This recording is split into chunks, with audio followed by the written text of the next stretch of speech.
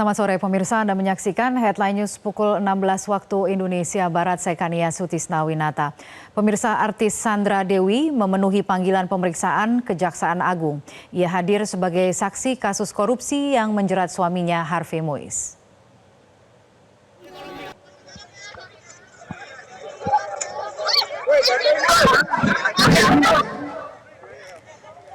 Istri tersangka Harvey Mois, Sandra Dewi, tidak banyak berkomentar usai menjalani pemeriksaan selama 5 jam di Kejaksaan Agung. Sebelumnya Sandra Dewi tiba di Kejaksaan Agung sekitar pukul 9:30 waktu Indonesia Barat dengan didampingi 2 pengacaranya. Sandra tidak menyampaikan apapun kepada awak media, hanya melontarkan senyum. Ya Kak Jesa. Ini merupakan kali pertama Sandra Dewi diperiksa sebagai saksi terkait korupsi tata niaga timah wilayah izin usaha pertambangan PT Timah tahun 2015-2022. Pemeriksaan dilakukan untuk menggali apakah Sandra Dewi mengetahui dan menikmati harta kekayaan suaminya Harvey Mois yang merupakan hasil korupsi.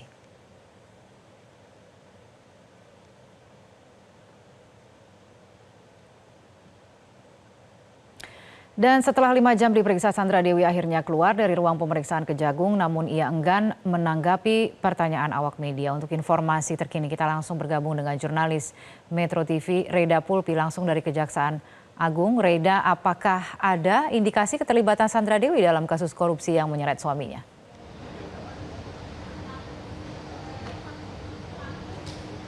Iya, Karya dan pemirsa, Sandra Dewi ini sudah selesai menjalani pemeriksaan sebagai saksi pada pukul 14:20 waktu Indonesia bagian Barat tadi, tepat 5 jam melakukan pemeriksaan sebagai saksi. Sementara terkait apakah Sandra Dewi ada kaitannya dengan kasus korupsi yang dilakukan oleh suaminya, saat ini masih dilakukan pendalaman oleh pihak Kejaksaan Agung Republik Indonesia.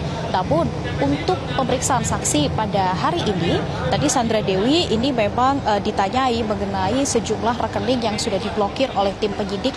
Apakah rekening-rekening tersebut ini ada hubungannya dengan Sandra Dewi? Mengingat Sandra Dewi ini merupakan istri dari salah satu tersangka yaitu Harvey Mois.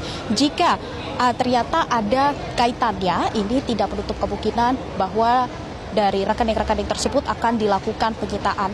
Namun dari pihak Kejagung, tadi ketika kami mintai keterangan berapa rekening yang diblokir, kemudian berapa jumlah atau isi dari rekening tersebut, dari pihak Kejagung tidak berkenan untuk membeberkan berapa jumlah nilai dan juga jumlah rekening yang sudah diblokir. Kemudian selain Sandra Dewi, setidaknya dari pihak Kejagung ini sudah memeriksa lebih dari 174 saksi terkait dengan kasus korupsi timah ini.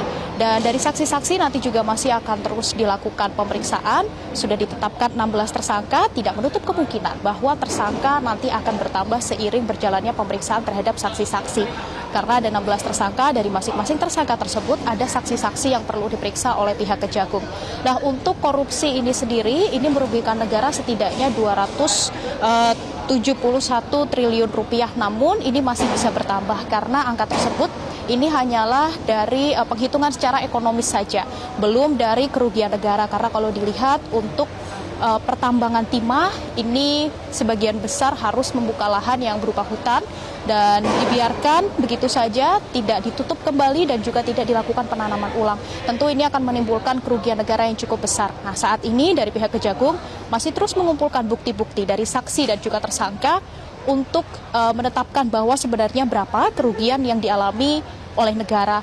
Selain itu kami tadi juga sempat mengkonfirmasi kepada pihak Kejagung terkait dugaan ada informasi ada 6 tersangka baru yang namanya sudah dikantongi oleh pihak Kejagung, termasuk ada 2 artis lainnya selain Sandra Dewi ini yang ikut terlibat dalam kasus korupsi ini.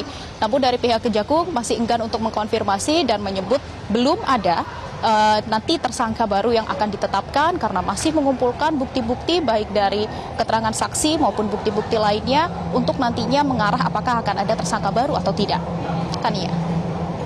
Apakah diketahui agenda pemeriksaan selanjutnya apa yang akan dilakukan oleh Kejaksaan Agung?